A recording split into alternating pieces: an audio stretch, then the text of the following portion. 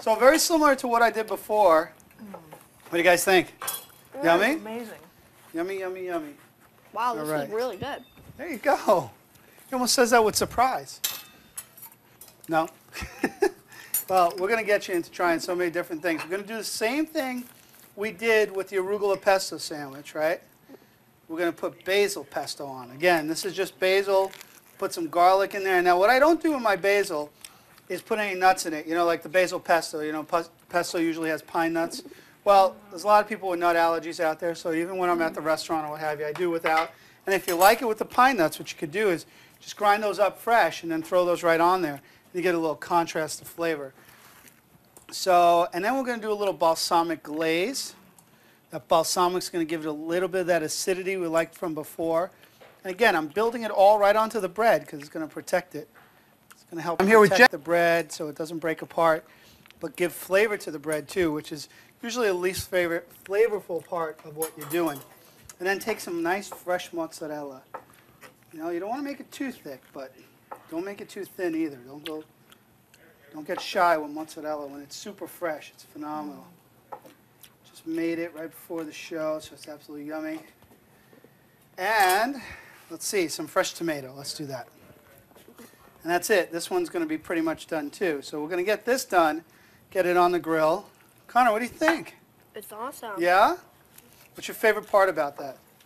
It's just got a lot of nice flavors to it? It's just awesome. That it's awesome. I love the way you talk. Awesome. My meager grilled cheese are going to be pretty Yeah, it's tough to beat after these, huh? boring after this, huh? Well, we have a little bit of spray on the pan. We'll get a little bit more. We got this on high. We're going to turn this down a little because we don't want to do too much. So let's get that down because these pans hold on a lot of heat. But here's something that's going to be a little bit different when we're talking about the mozzarella. I'm going to try and press them almost like a panino because I want to get that ciabatta bread a little bit smaller. So what I'm going to do is take out, now we need something just a little bit bigger. Biggest pan I have, right? And get it right on top of there. Turn down the heat to medium-low. Get that right on there and let that press into there. And what's going to do is going to smash the sandwich just a little bit so it gets a lot. Did you take your mom's too? He's loving it over here.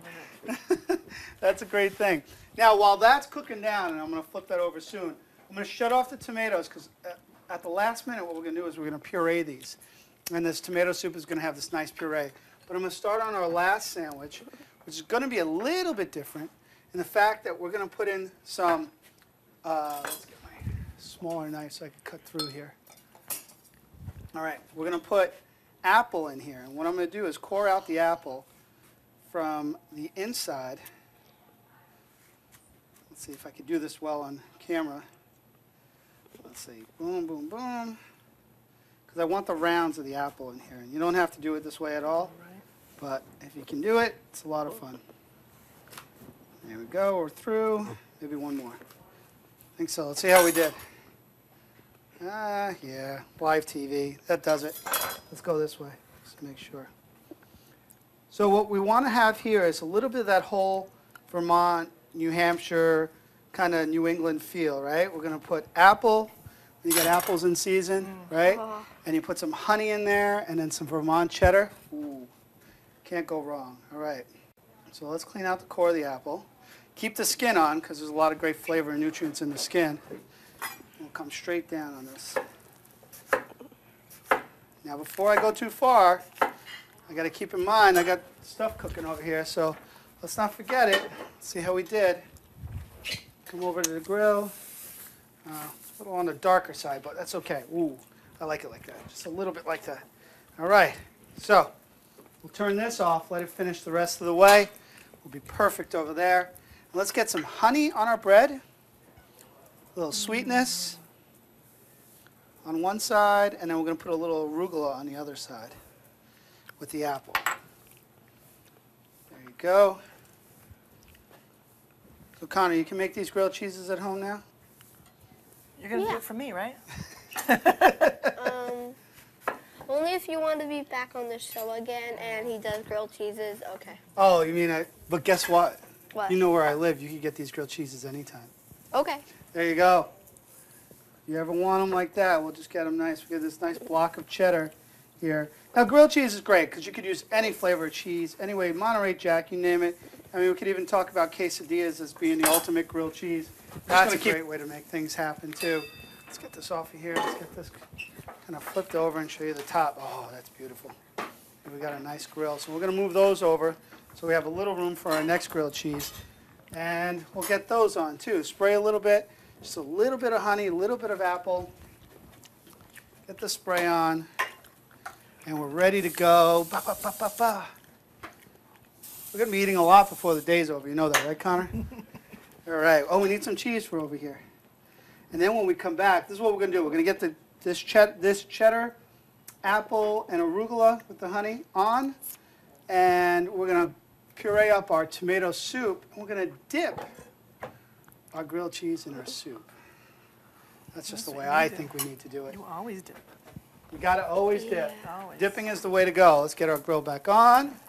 We have our mozzarella, we have our Munster, and we have our Vermont cheddar. And do not go away because when we come back, tomato soup to dip. We'll be back in a culinary minute. Can I get a bite? Sure. No, I'm kidding. All right.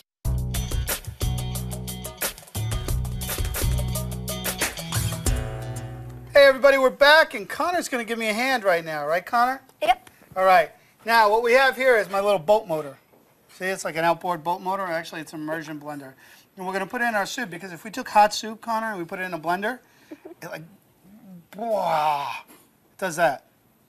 You ever see it do that? Good thing because it'd be all over the ceiling and I'd have to paint it. It would be horrible. I don't want to do that. So anyway, what we're going to do is take the immersion blender, but what we're going to do is so it doesn't splatter all over Mom over there, we're going to take it and cover it while you kind of press the button and blend it for me. Go ahead. Give it a little pulse. Right there. That's the button. Yep, press it. Okay, move it around, move it around. There you go. Keep going, keep going. You know what that's doing? What? It's grinding up all the tomatoes and the cream and the celery and the onions. So we have a nice creamy soup. Keep going. It feels weird. I know, doesn't it? So because you have a boat motor in your hand. Yeah, that's right. Keep going around and around and around. Get to the edges. Go to the edges. There we go. A little bit more on that side. A little bit more on that side. A little back here, back here. All right, sounds good. Let's see what we got. Let's check it out. Let's see how we do. Ooh, that is really good. You did a great job. All right, so we have our soup right there, Connor. Ooh. Great job. Yeah, exactly. That's what I said. Ooh. All right, so we blended our soup nicely. We left it a little bit chunky, Connor. We don't want to make it too blended. You know, you want a little bit of contrast and flavor. But you've also mixed that tomato in. It's really, really yummy. Look at that soup. It's almost like a sauce. It's so thick. But if you want to thin this out, if you take it and you get it to this point, you like it a little thinner, what you do then is you add a little bit of vegetable stock. But for what we're doing today, it's a great soup. So let's go back to our sandwiches, right? We have 2 more grilled cheeses we were working on. One of them was the caprese sandwich. Okay, let's see what that looks like. Ooh, that's nice. You have the balsamic, that darkness from the balsamic coming through. The mozzarella's melting, right, Jenny? And this is why I'm allowed into the family right here. And then we get that for you. And Connor, you get to try one too. Okay.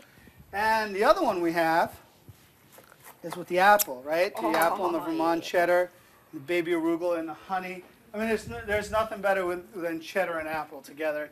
You think about that when you have apple pie, and it's something I only learned from up here. So we have that here. So there we go. We have 3 sandwiches all together. We have a soup all together in a very little amount of time. So what I'm going to have you do is you guys taste a little bit. We're going to go to a little bit of a break. When we come back, we'll just say goodbye from our family to theirs. Sounds good? You got it. All right, enjoy. We'll be back in a minute. Don't go away.